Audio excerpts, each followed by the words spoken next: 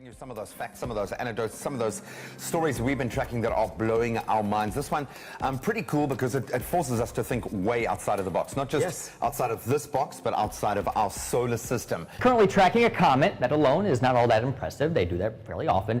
But this one is unlike any other that's been tracked before. A comet from a different solar system.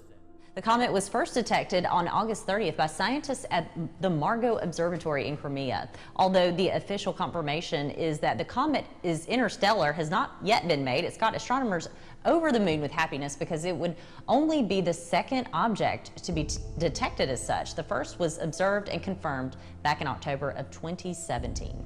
Check out this image from the Hubble Space Telescope. It looks like just two dots, but it shows the first identified comet to arrive here from another star, the blue dot right there on the right. It arrived from outside our solar system, and on Sunday, the comet passed within 190 million miles of Earth as it continues through our solar system. This is only the second observed interstellar object to cross into our solar system.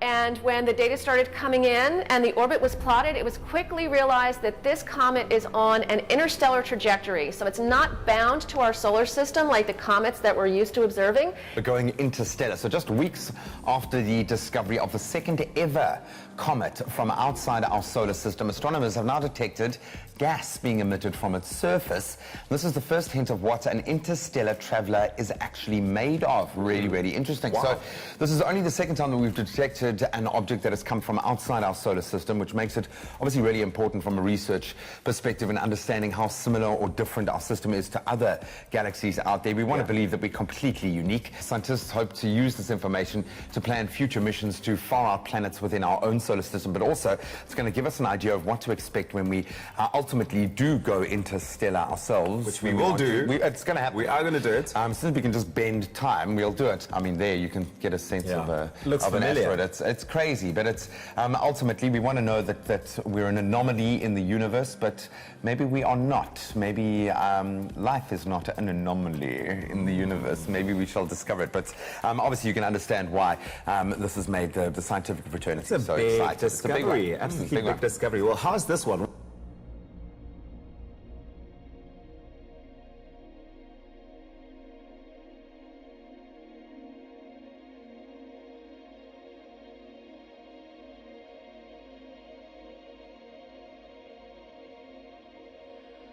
Cari fratelli e sorelle,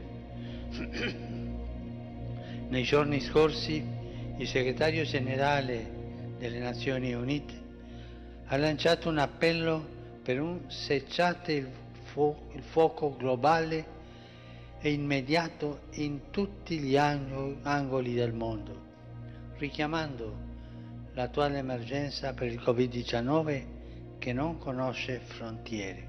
Un appello al cessate il fuoco totale. Mi associo a quanti hanno accolto questo appello e invito tutti a darvi seguito, fermando ogni forma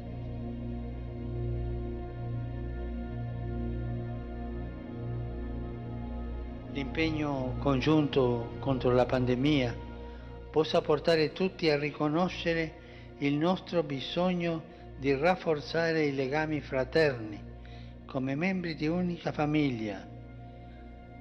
In particolare susciti nei responsabili delle nazioni e nelle altre parti in causa un rinnovato impegno al superamento delle rivalità. I conflitti non si risolvano attraverso la guerra. È necessario superare gli antagonismi e i contrasti mediante il dialogo e una costruttiva ricerca della pace.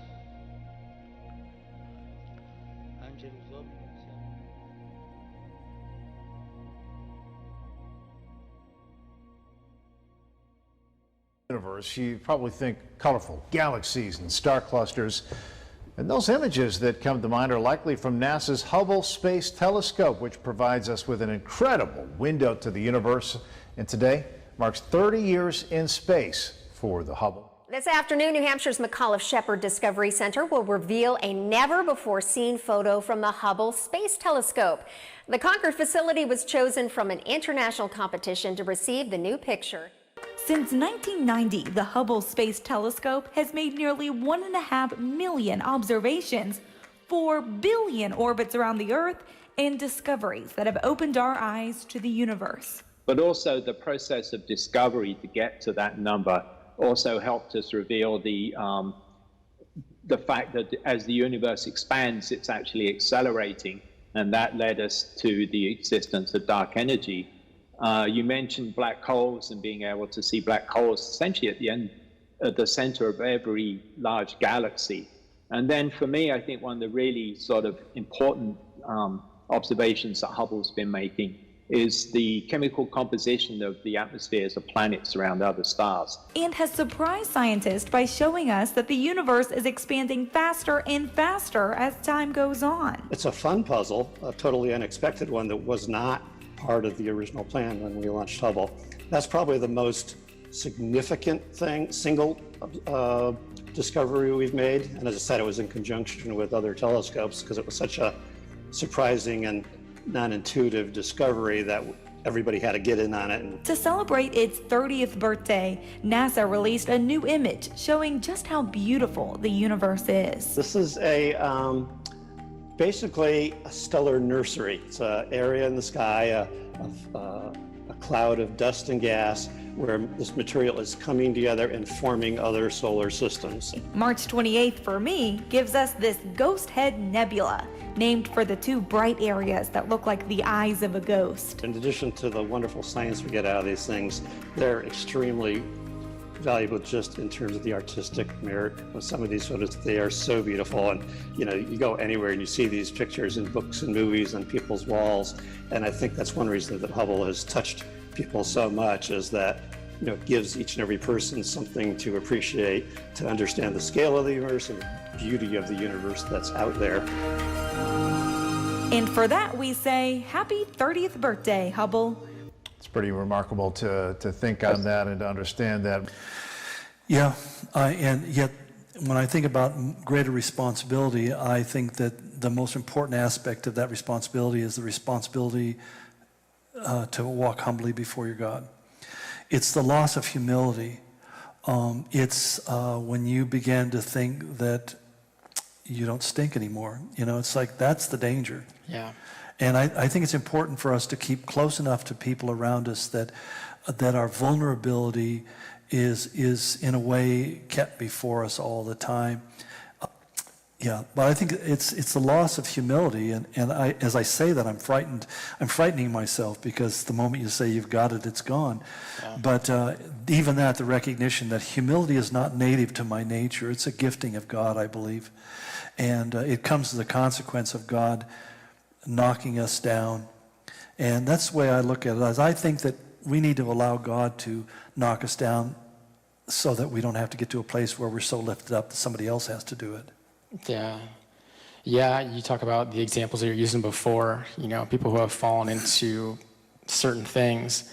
And it's just made me think of, anybody who said, I'm not an adulterer, I'm not a murderer, Jesus just raised the bar. Said, if you've ever, hated your brother in your heart, you're guilty. Yeah. And I think as soon as I lose that perspective, when I start thinking that I'm innocent, I'm in trouble. Yeah. Yeah. He had the right to do with people as he chose, which is often the case in cultures where human life becomes devalued. Sometimes people don't understand why the issue or the controversy or discussion between creation and evolution matters. But the reason why it matters is because evolution says we came from nothing, we are nothing, and we will return to nothing. So that human life, if you're true to your beliefs as an evolutionist, has no value, no worth. There is no sense of right and wrong. There is no morality. Even those who promote evolution argue that the reason people are moral is because we find out it's the best way to survive.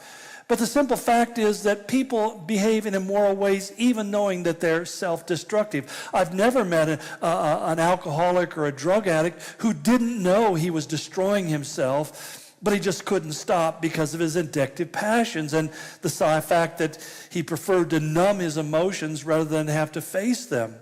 So that the idea that people would choose to have a value system that says you have no value is one of the most confusing things to me in all the world. What makes creationism, if no other, if you don't even give it a scientific argument, it's the fact that it alone puts value on you. When it says that you're made in the image of God, you become valuable inherently and purposely. Your life takes on a nobility. And it's a nobility that we feel called to live up to. I love it in the Chronicles of Narnia where Lewis was talking about King Aslan and how about that we were all descended from Adam and Eve, who were kings and lords of ancient times. And he said, based upon that alone, it became incumbent to us to live noble lives.